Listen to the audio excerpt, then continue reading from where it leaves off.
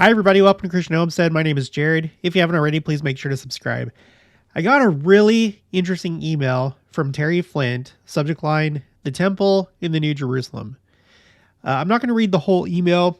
I mostly want to focus on this second part, but he references a book by David J. Ridges called Your Study of the Doctrine and Covenants Made Easier.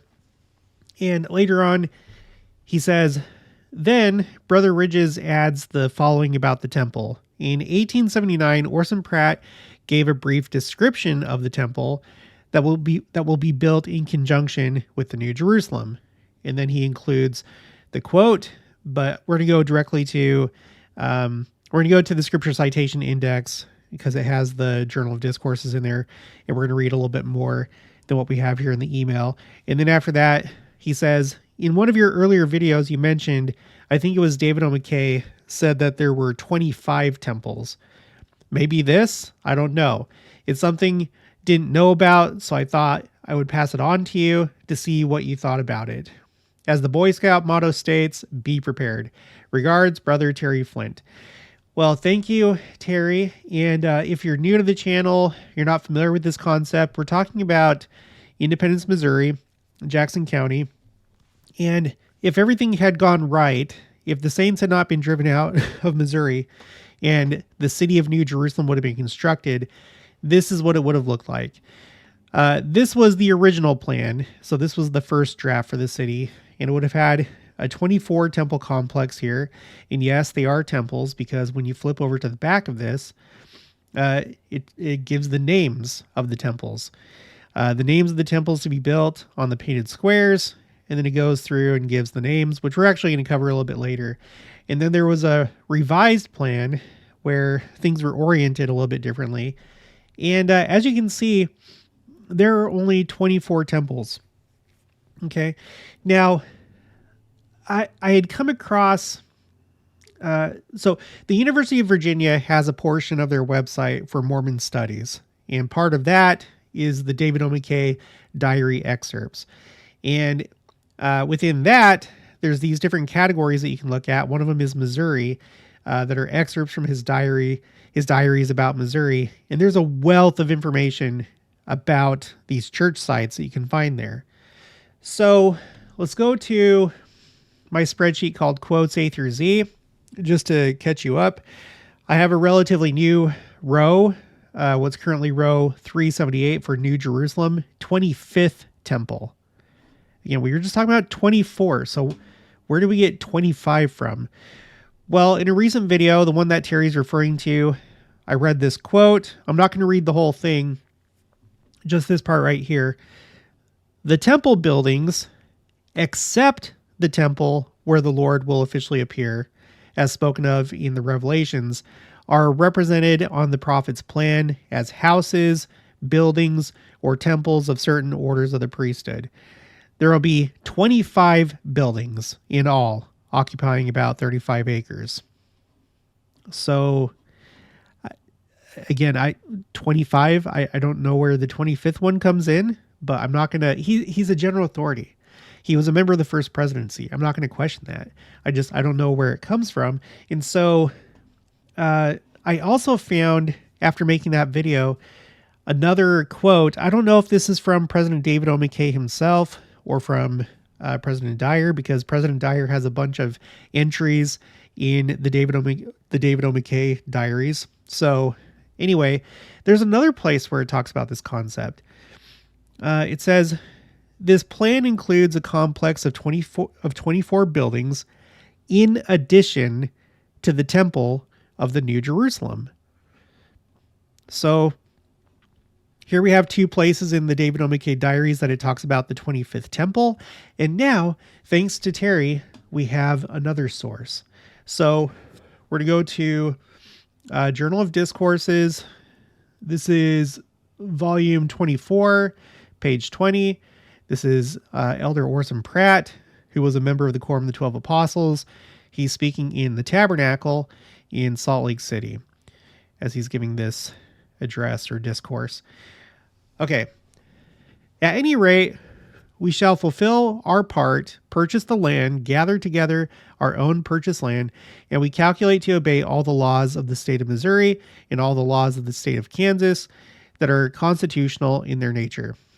But, says one, suppose the people should rise up and say, you should not possess the land, what would you do? We would leave the matter in the hands of the Lord, just the same as we did at first when he led us by revelation to where the great central stake of Zion should be built. It's talking about Independence, Missouri. We went there because the Lord told us to go. We settled upon the very spot where the Lord commanded us. We commenced to lay the foundation of a temple about 3/4 of a mile from Independence, Jackson County, Missouri. Let's stop right here. He's saying 3/4 of a mile from Independence, which I found a little bit confusing. You may remember in Doctrine and Covenants, section 57, this is where it talks about where the temple is supposed to be. In the chapter heading, it says verses 1 through 3, Independence, Missouri is the place for the city of Zion and the temple. And then let's just read this really quick. Hearken, O ye elders of my church, saith the Lord your God, who have assembled yourselves together according to my commandments in this land, which is the land of Missouri, which is the land which I have appointed and consecrated for the gathering of the saints. Wherefore, this is the land of promise and the place for the city of Zion. And thus saith the Lord your God, if you will receive wisdom, here is wisdom. Behold, the place which is now called Independence is the center place, and a spot for the temple is lying westward upon a lot which is not far from the courthouse.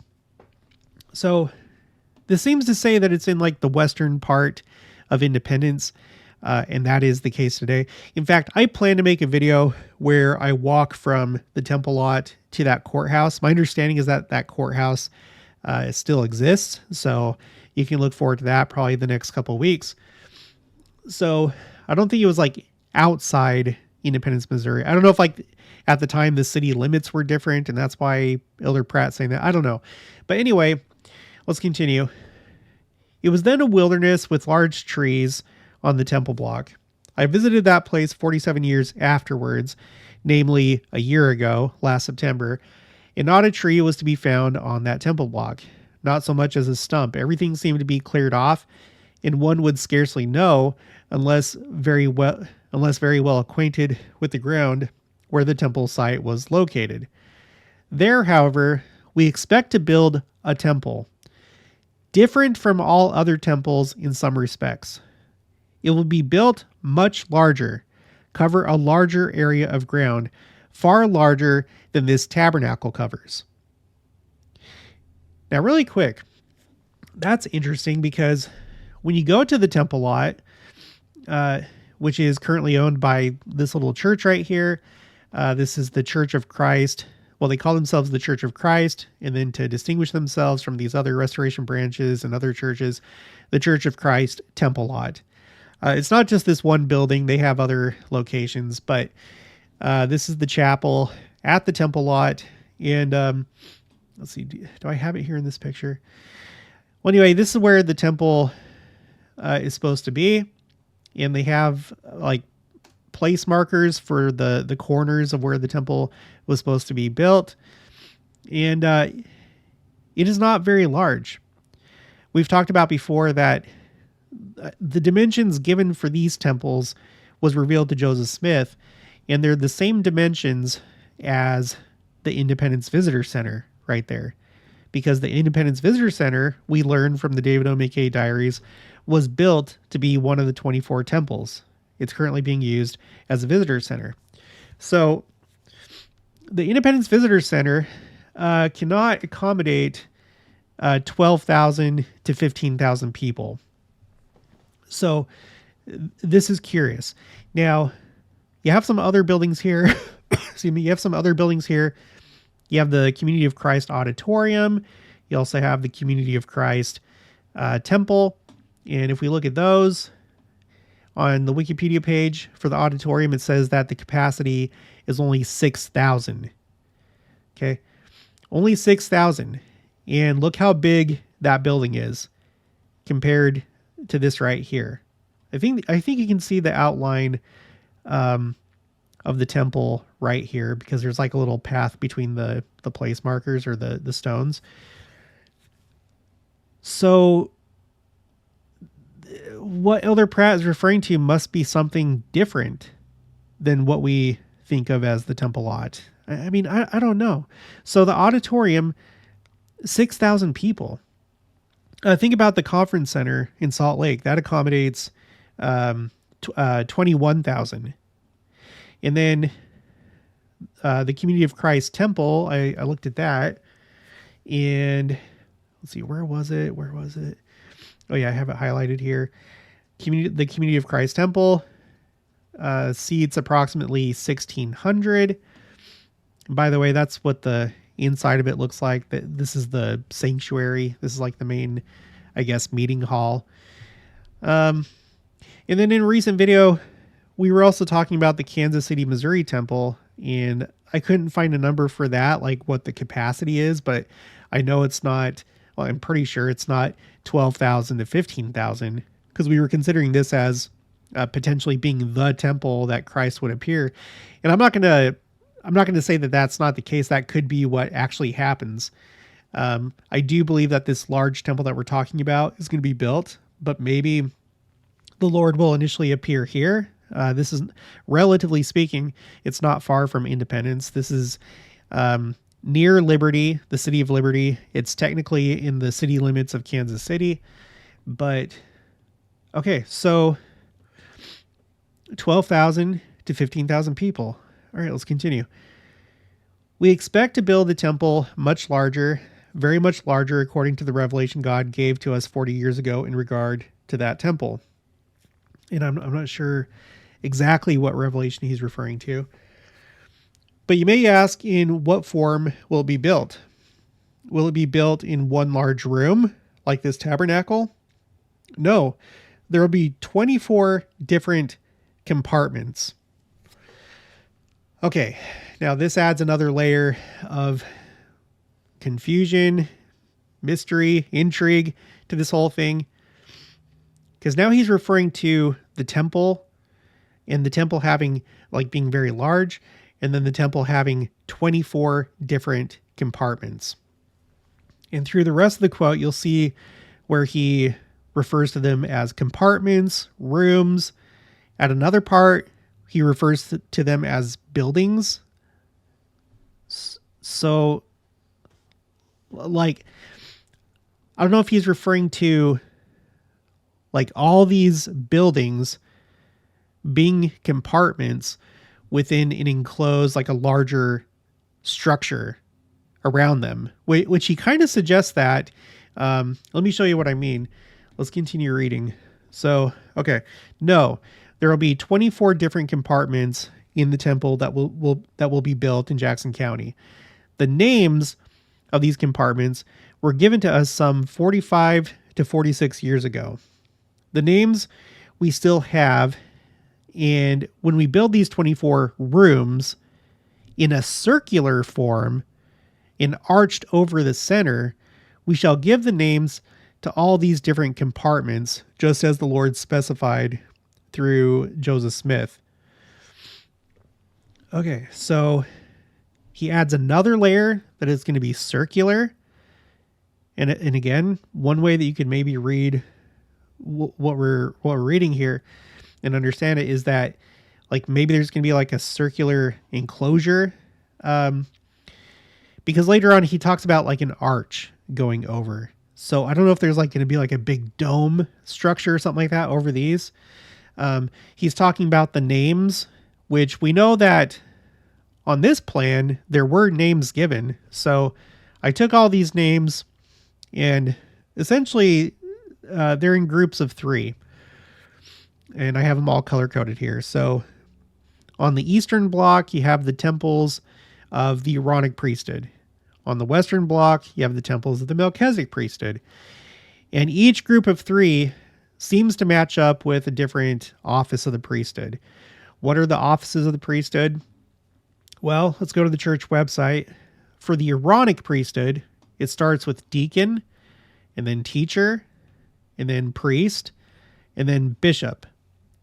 You might be confused because you say, well, the bishop has the Melchizedek priesthood. And yes, that is right.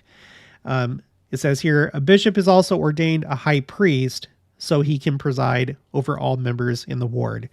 But bishop itself, as an office of the priesthood, is part of the Aaronic priesthood. And high priest is another office in the priesthood, but that office belongs to the Melchizedek priesthood. And the bishop is the president of the priest quorum in his ward. So, and I know that's a little bit confusing. I know a lot of you already know that, but for those of you that don't, okay. And then with the Melchizedek priesthood, it starts with elder. That's why we have our missionaries, the male missionaries. We refer to them as elder. And then after that, high priest. And then after that, patriarch. And then 70, and then apostle. Okay, those are the offices of the priesthood. So when we go to the 24 temple complex, let's see, I guess I'll probably have to zoom in. Okay, let's just go from right to left. Let's start here. So the first three on the eastern block on the west side, it seems to be for the deacons. House of the Lord for the deacons in Zion, helps in government. The next one to the east, house of the Lord for the teachers in Zion, messenger to the church. So it's pretty clear those seem to correspond with the office of teacher. And then the next set of three, house of the Lord. House of the Lord for the high priesthood, after the order of Aaron, the law of the kingdom of heaven, messenger to the people. It's not clear. Maybe this one corresponds to the priests. I don't know. And then the last set on the eastern block for the Aaronic priesthood, house of the Lord for the presidency of the high priesthood after the order of Aaron, a standard for the people. And I don't know, bishops, that would make sense. You have these four Aaronic priesthood offices, deacons, teachers, priests, bishops. So that's probably right. And then the Melchizedek priesthood temples, or I don't know what to call them. On the very far west, you have the house of the Lord for the elders of Zion, an ensign to the nations. So this one talks about elders, so I guess it's for elders. The next one, the holy evangelical house of the high priesthood for the holy order of God. Another word or name for patriarchs is evangelists. Like when you read in the New Testament, evangelist corresponds to patriarchs. And I don't know if this set of three would also go for high priests, right? Because remember, if we go over here, it goes elder, high priest, patriarch. So as we're reading the names of the temples, it seems to skip over high priest. It doesn't explicitly say high priest, so maybe these two go together with this set. And then the next one is the sacred apostolic repository for the use of the bishop. So here we have two priesthood offices that are being used, apostle and bishop. I don't know. And, we don't have anything here for 70s. So could this be for 70s and apostles and maybe the presiding bishopric of the church? I don't know. And then the final three, and I think it's this temple right here, temple number 11. Like when you go over here to the temple lot, I think that this is the temple that's being referred to. Temple number 11. Those three are called House of the Lord for the presidency of the high and most holy priesthood after the order of Melchizedek, which was after the order of the Son of God, upon Mount Zion, city of the New Jerusalem. And this one kind of makes it seem like maybe it's for the first presidency and the apostles. I don't know. But here you can see we have names for the 24 temples of the 24 temple complex. And going back to Elder Orson Pratt, he's talking about these 24 rooms or compartments. And in another place, he calls them buildings.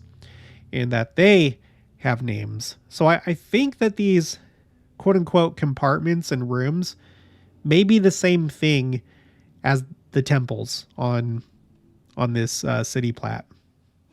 I don't know. Okay, let's continue. Now, our enemies do not believe one word of this. They think we are enthusiastic. They think that this is all nonsense. And I do not know, but there may be some Latter-day Saints. Now, think about this. There's some people in our church that don't think that we're going to go back to Missouri.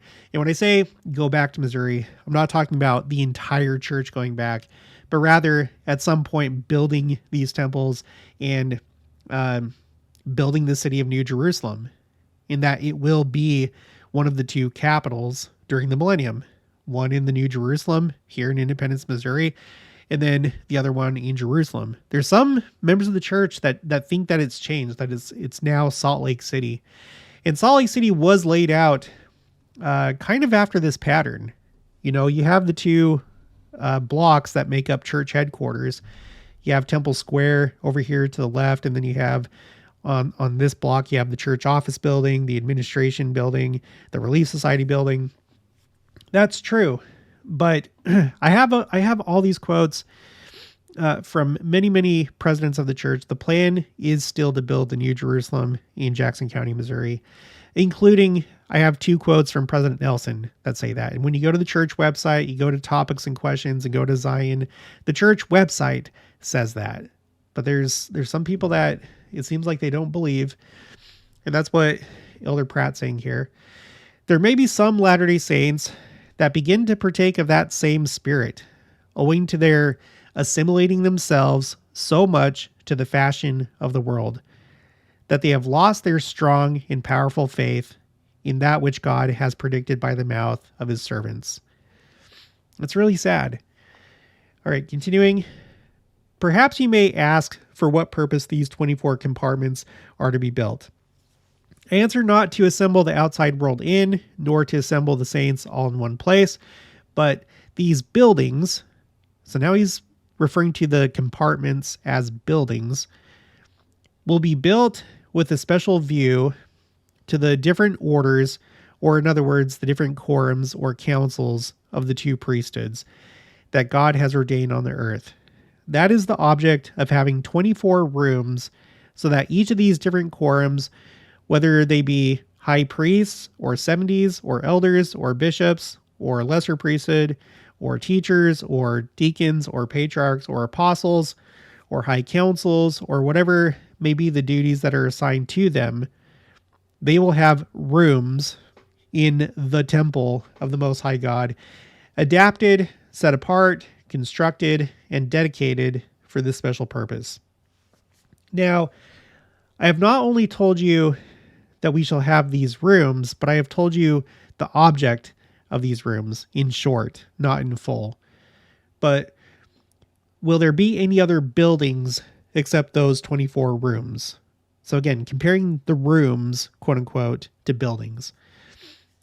But will there be any other buildings excepting those 24 rooms that are all joined together in a circular form and arched over the center? So again, the last revision that we have that I know of the city of Zion, these are not in like a circular form. They're not in a circle. But it would make sense if there's like a larger temple that's built over the top of these. Like you think about the in Jerusalem, they have what's it called? The Church of the Holy Sepulchre, where like when you go inside, the tomb is basically within a larger structure. It's like a dome that goes around it. Or you think about like the Dome of the Rock that encloses the foundation rock on the Temple Mount. Or, you know, here in Missouri, close by, you have the Liberty Jail Visitor Center, and you have the building inside. You have the original jail inside, but then you have the structure that surrounds it, the modern building that surrounds it. So maybe that's what he's talking about. You have these 24 temples, and if they're enclosed by a larger structure, a larger temple, then these would be like rooms within that temple. And I think that would definitely be a large enough temple to accommodate 12 to 15,000 people. You know, if you're including all these rooms or buildings within the larger building, and then the larger building has maybe additional rooms aside from that, maybe that's what we're talking about. Which is a really interesting idea. It's a very, very interesting idea. Okay. Okay. In a circular form and arched over the center. Are there any other rooms that will be built detached from the temple? Yes. There will be tabernacles. There will be meeting houses for the assembling of the people on the Sabbath day. There will be various places of meeting so the people may gather together, but the temple will be dedicated to the priesthood of the Most High God and for most sacred and holy purposes.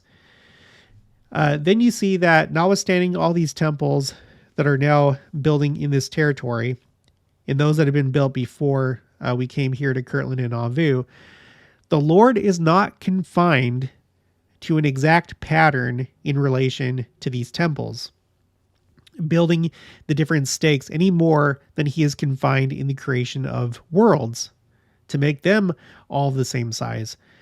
He does not make them all of one size, nor does he set them rolling on their axes in the same plane, or axes, I guess, in the same plane, nor does he construct any in many respects alike. There is variation as much as there is in the human form. Now, this is another thing that a lot of people don't understand. They think that temples strictly have to be, like every single temple has to be like the temples that we build today.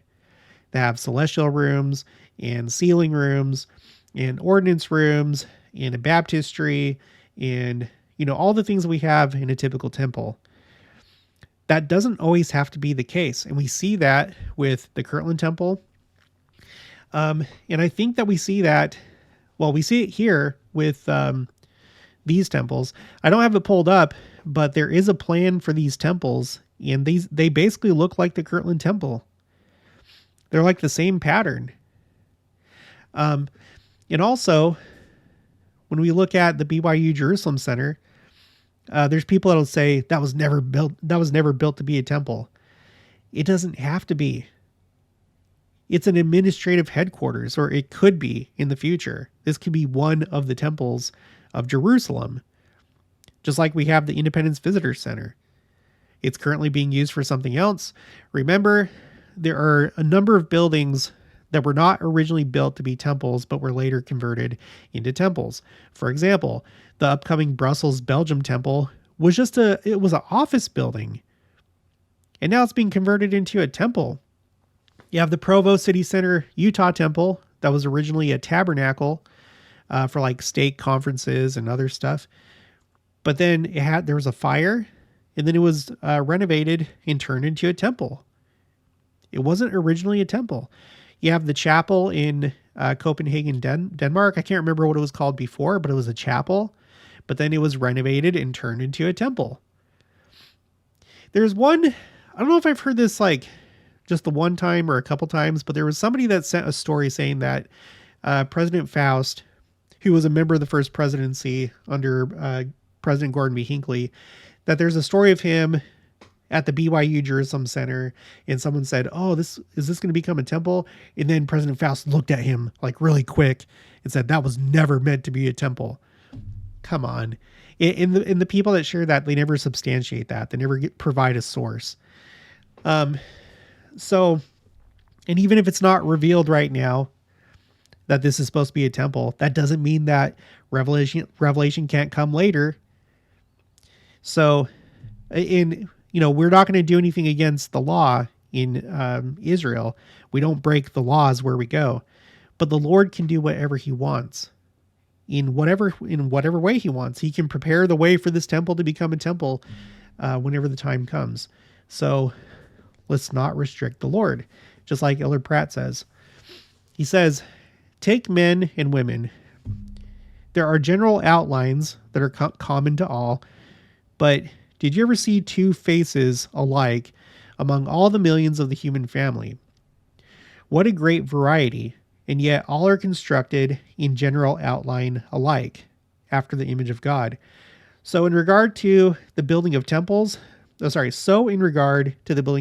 Lord will not confine himself to any one special method to be so many feet long, so many feet wide, and so many places for the priesthood to stand, but he will construct his temples in a great variety of ways. And by, when the more perfect order shall exist, we shall construct them through the aid of revelation in accordance with the temples that exist in yonder heaven. So in other words, there's going to be an evolution of temples as we progress.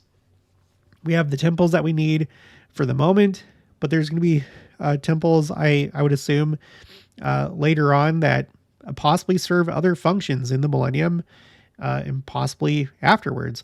And we know that the entire earth is going to become celestialized and itself is going to be a temple. It kind of already is a temple, but it's definitely going to be like a heavenly temple, like a planet temple after it's celestialized. So, so this is really interesting. The mystery of the 25th temple.